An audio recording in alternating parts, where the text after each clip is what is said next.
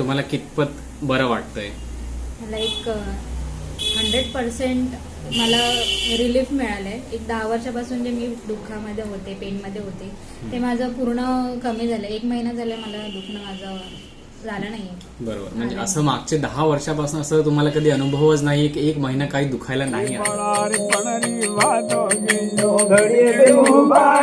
हा, नमस्कार.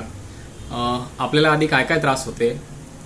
आधी मला पित्ताचा त्रास होता आणि माझं डोकं फार दुखायचं. म्हणजे एक साईडचं डोकं दुखायचं, दोन्ही साईडचं दुखायचं, पण जास्त राईट साईडचं डोकं माझं खूप दुखायचं. आणि पेन माझं इथून स्टार्ट झालं की ते पूर्ण एक साईडला पूर्ण हातापर्यंत इतकं दुखायचं खूप. हे जे त्रास होता तुम्हाला मॅडम, हे किती काळापासून होतं तुम्हाला? 10 वर्षापासून हे त्रास आहेत. हो. बरं, ह्याच्यासाठी तुम्ही वेगळी औषध योजना केली होती, चिकित्सा केली होती. भरपूर ठिकाणी आम्ही डॉक्टरांकडे वगैरे चेकअप केला, रिपोर्ट पण काढले, MRIचा रिपोर्ट काढला. बरोबर. त्याच्यामध्ये काही नाही. परत डॉक्टरांकडे पण गेलो आम्ही, बऱ्याचदा चेकअप वगैरे करून झालं. पेन किलर पण घ्यायची. बरोबर. क्लिनिकमध्ये आम्ही गेलेलो, त्यांनी सांगितलं की तुमचं पेन हे होणार नाही कमी, की तुम्हाला कंटिन्यू गोळ्या वगैरे घ्यावा लागणार. बरोबर.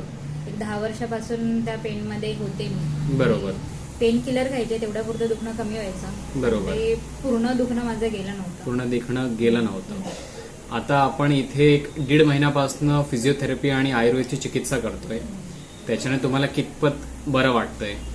मला एक 100% मला रिलीफ मिळालंय. एक 10 वर्षापासून जे मी दुःखामध्ये होते, पेनमध्ये होते, ते माझं पूर्ण कमी झालं. 1 महिना झाला मला दुखणं माझं झालं नाहीये. बरोबर. म्हणजे असं मागचे 10 वर्षापासून असं तुम्हाला कधी अनुभवच नाही की 1 महिना काही दुखायला नाही आलं?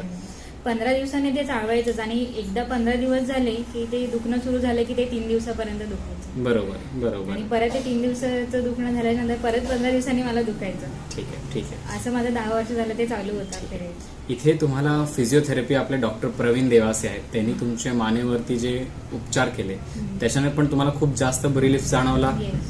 बरोबर.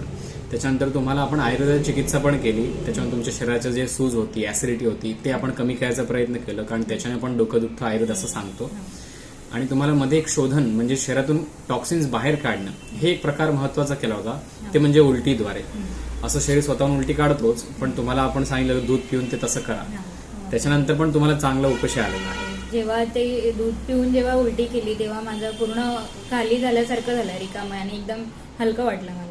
आधी जेव्हा असं उलटी करायची तेव्हा माझं पूर्ण पित्त बाहेर पडायचं नाही. छान. हरकत नाही मॅडम, अजून तुम्ही बरे राहाल असं आमची अपेक्षा, आणि आपण तुम्हाला बरं ठेवूया. ठीक आहे?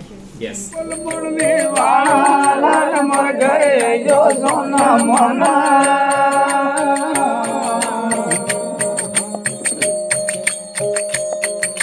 पायुड लाई